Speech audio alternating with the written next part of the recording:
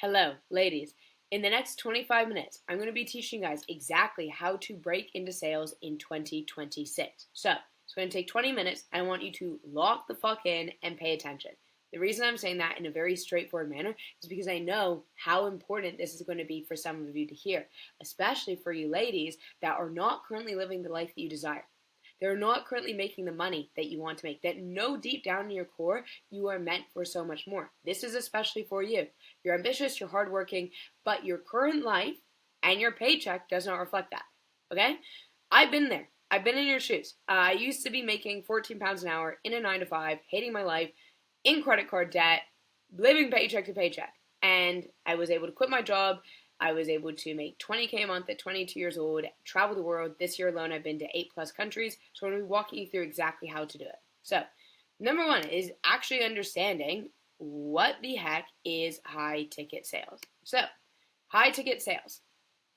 High ticket sales is where you are selling a course or a program for a influencer or an offer owner to a consumer. Okay, so there are lots of different offers in this space. There's pretty much an offer for anything that you can think of. Honestly, I've seen some of the craziest offers out there. But the most common ones would be make money offers. So learn how to hit your first 10K a month through Amazon FBA, drop shipping, e-commerce. These are kind of called our biz op offers. Then you have dating offers, you have health and fitness offers. So those are just a few key examples. And I guarantee you that some of your favorite influencers that you guys follow, they are selling a high ticket course on the back end. So that is what the closer does. Is the closer hops on a Zoom call, they speak to the person, they pitch the program, they hopefully try and close the sale, or they lose it, right? That is what a closer does. A setter is slightly different. So a setter usually makes less money than a closer because their commission structure is different. A setter gets paid 5% commissions. A closer gets paid 10% commissions on cash that they collect. And we're going to dive into that in a little bit more. So understanding what a setter does is slightly different. So you've got different types of setters. You've got phone setters. So this is where, say you sign up to go to a webinar, right? You sign up to go to a masterclass. Then you're probably going to get a phone call from that person reaching out to you saying, hey, just wanted to confirm you're going to the masterclass tonight. Hey, I saw you booked in a call with our team. Just wanted to confirm that you're all good. That's the setter. You'll also get DM setters, right? These are people, because you have to think, these creators have so many people message them every single day. They don't have time to sort through all that. So they have people in their DMs that are setting those calls for them. So that's the key difference between a closer versus setter. Ideally, if you want to make more money, you want to be a closer because you get paid double the amount for the cash that you collect. So, what does a normal day actually look like? Let me just tell you now. It is not working 2 hours a day in Bali. Okay, let's start there. There's a little bit more nuance to that. So, for most closers, if you are full-time closing, you are going to be opening your calendar up anywhere from probably about 5 to 8 hours. Now, you can part-time close, right? You can take less than calls than that. But many people are full-time closing. They're opening their calls from 5 to 8 hours of availability. That does not mean they're taking 8 calls a day.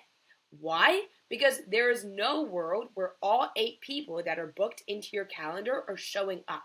So if I say I am available to work between 12 and 8 p.m. tonight, and I get booked, probably only about 6 of those calls are going to show up. So I'm speaking to 6 people.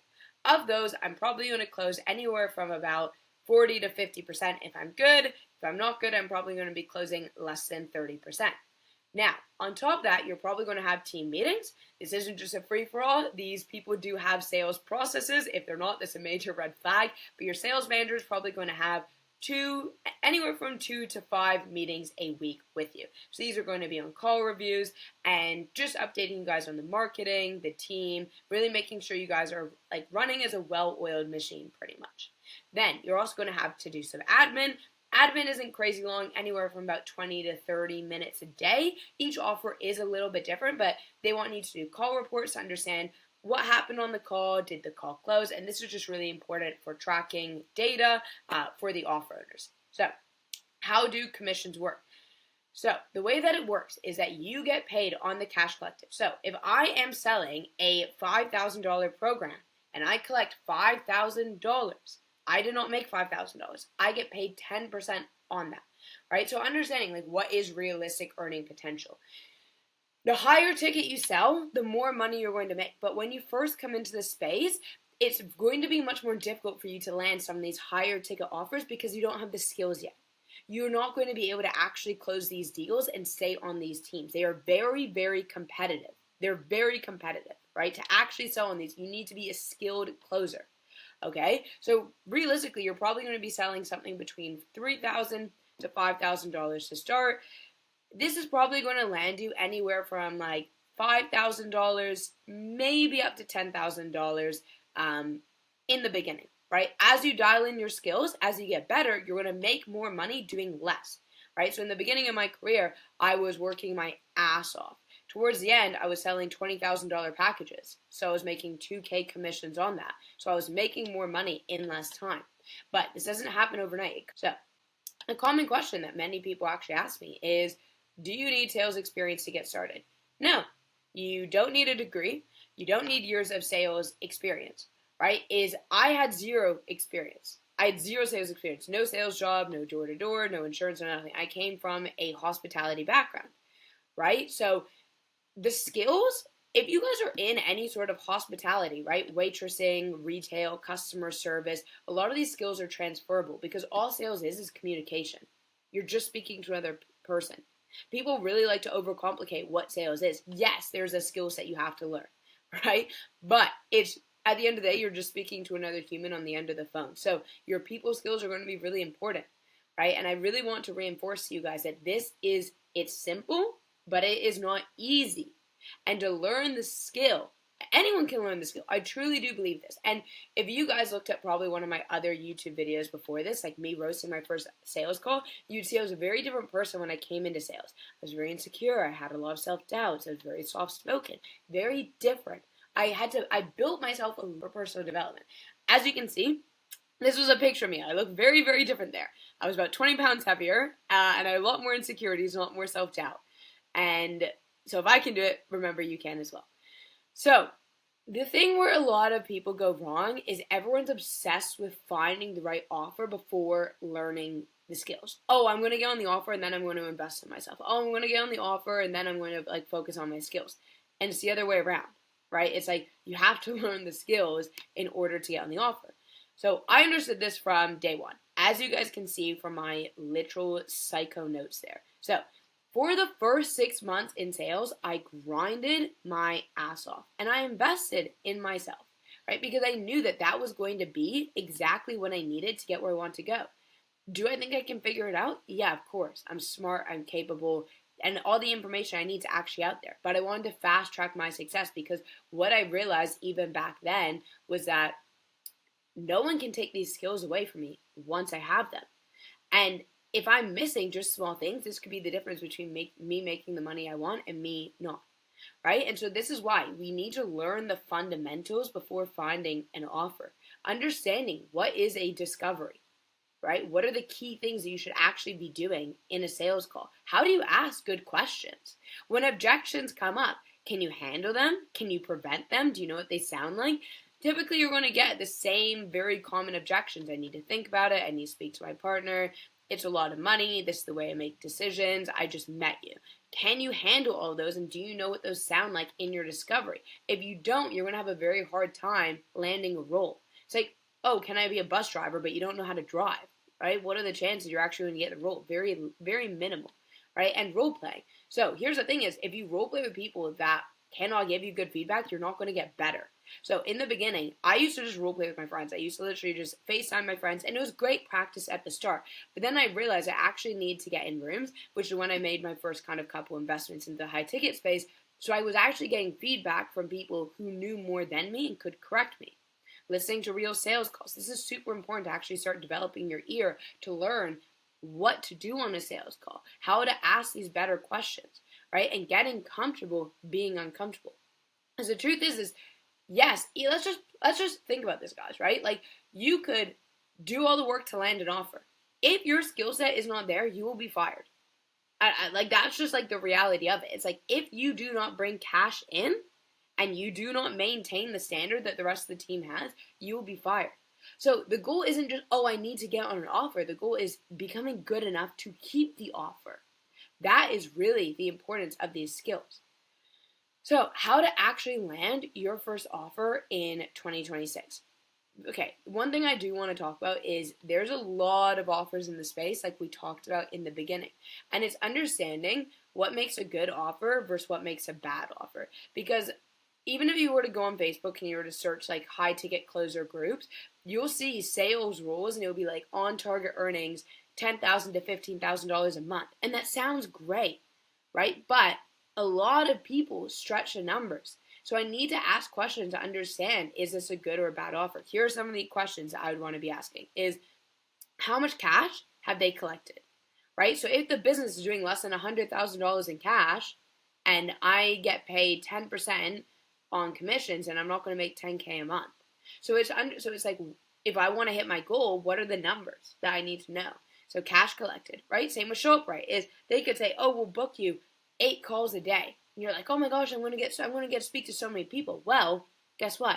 If their show rate is bad, which is how many people actually show up to the call, if that is under 30%, then you're not actually speaking to 8 people a day. You're speaking to like 3 people a day.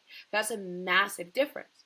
Understanding OTE is one thing, but what are their top and their bottom closers actually making, right? What is their team's current close rate? What are the top 3 objections? Where are the leads coming from? What do they see before the calls? These are all really important to actually understand.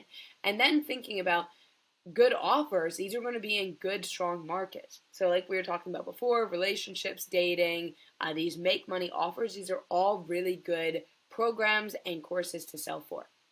Then you have the Loom applications. I cannot even tell you guys how many people get disqualified just on their Loom application. And I say this because not only have I been a closer, but I've been a sales manager, I've been a VP of sales, I've been a director, and I'm friends with a lot of the recruiters, offer owners, and managers in this space. And these small things really matter. So for example, if you send one generic Loom video and it has like 36 views, they're not even watching it. They're literally going to see the view count and not click on it. Right, so that's mistake number 1. Number 2 is your background. Right, do you look like you're in your mom's basement? Okay, like no one's gonna hire you if you look like you're in your mom's basement. Put some makeup on, do your hair, look presentable. The next thing is your energy. Right, if you seem desperate, as it's like, oh, thank you so much, I'm so excited. Like you have to remember, you have to come on like you're a top performer, not in an arrogant way. Just like, hey, like it's like that confidence and conviction in yourself. Even how you speak in your Loom video, it says a lot, because what are you doing in that moment? You're selling yourself. You're selling yourself to actually get on the interview. And where a lot of people go wrong is they go and they speak about their life story. And it's like, look, like I'm sure you're an interesting person, but I don't care. Like let's keep this under 30 seconds, or not under 30 seconds. What should I say? Let's keep this under 90 seconds and get straight to the point, right? What have you done before sales, right? Use that to tie it in. So for me, I go to the gym. I'm a very disciplined athlete. So you have to think, what are the traits of a high performer? That is what I want to use. And one of my favorite things that I learned from Alex Hormozi actually is that every position has an advantage to it, right? And so if we were to think, you've got a big company and you've got a small company. The big company is going to say, you don't want to work with the guy that's small because he lives in his mom's basement and he's doing this for the first time. We've done this many, many times. The small guy on the other side is going to say, you don't want to work with them because you're just another number to them. They're not going to care about you. I'm going to give you my one-to-one. So I'm going to give you my one-to-one attention. So every side has an advantage to it, and use it. So when I came in, I was very hungry and I was willing to do more than anyone else. I was willing to set and close, right? I was willing to take the bad leads to get started. I was willing to just take a shot.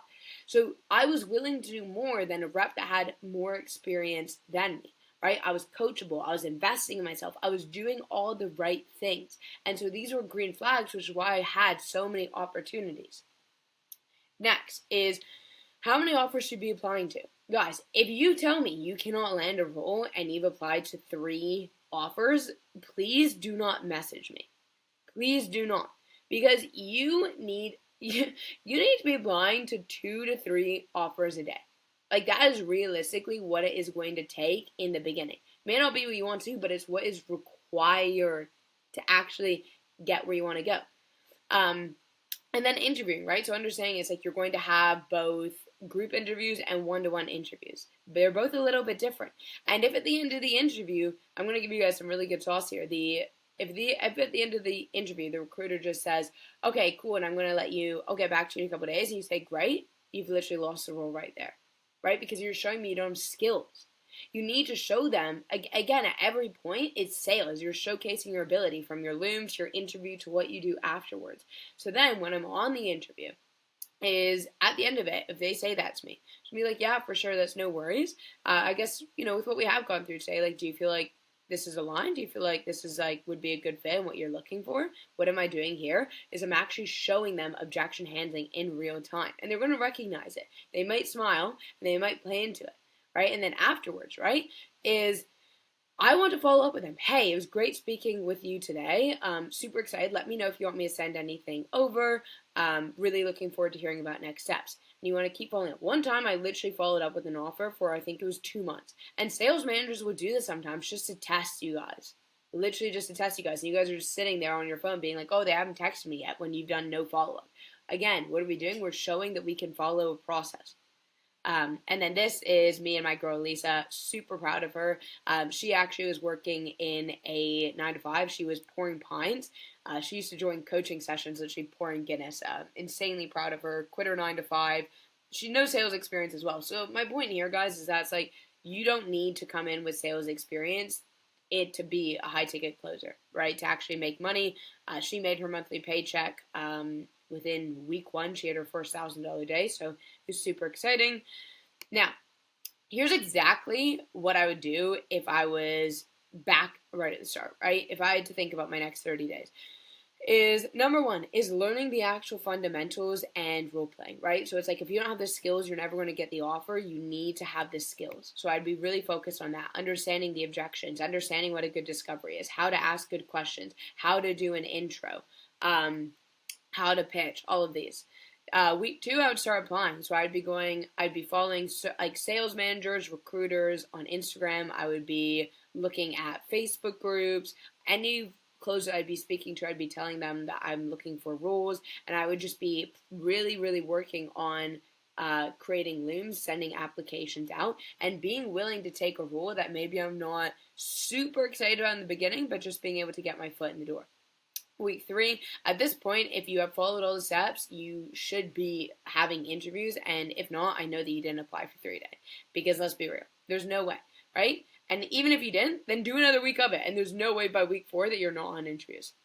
Week 4, this is where you're going to be on an offer. Now you're actually going to be able to speak to people, get that feedback, and actually start making money. It really is that fucking simple, guys. It really is. It's not easy. It's not easy, right? There's a lot of rejection. There's a lot of uncertainty that we need to hold within ourselves. And it can feel very hard the first time we create a Loom video. Things can take time, and it's very easy for that voice in the back of our head to creep in and be like, oh, what's the point? Oh, it's never going to work. It's so hard. And the truth is that our mind lies to us all the time, because how can you tell me that's not possible when other people have done it?